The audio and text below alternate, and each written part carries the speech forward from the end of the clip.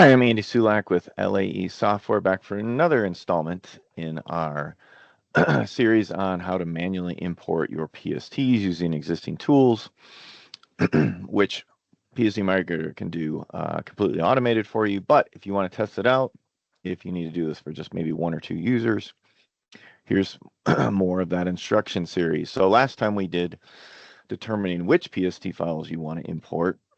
In this video, we'll actually go through ensuring that the PST files are valid, which means there isn't any corruption or there isn't corruption that's going to impede their import.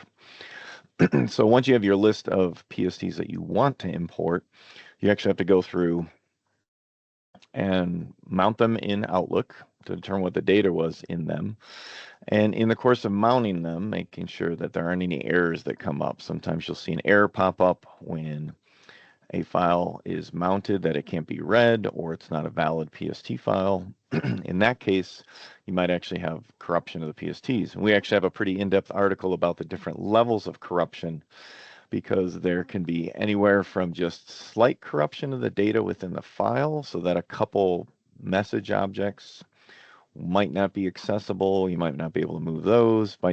And that might just be a handful of those, all the way up to the file data structures being completely corrupt, where you can't get any data out of it. And we kind of deem those levels 1 to 5. But if you do find PSTs that are corrupt, that are giving you some errors, or you can't actually view the data, you can use a tool that Microsoft provides called Scan PST.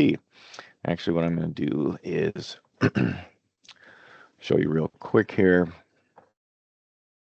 So on your on your PC with your Office install, if you go under C, Program Files, Microsoft Office Root, Office 16, you'll actually find an executable called scan.pst.exe. If you click on that, you can actually bring up the little tool, and this will actually go through and pull out the corruption of the PST files. I want to be really clear about that.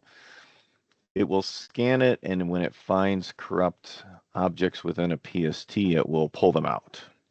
So it isn't necessarily repairing data that's lost. If there's corruption, the data's lost. But you can bring the file back into a state where you can migrate data out of it. That's the important thing. Once you launch this, select a file, you hit start. This actually takes quite a while, and you're going to want to do this on a local drive. If you try to do this over a network, it may not work. And even if it does, it might take a very, very long time, because remember, PSTs are not supported on network shares. Always has to be local.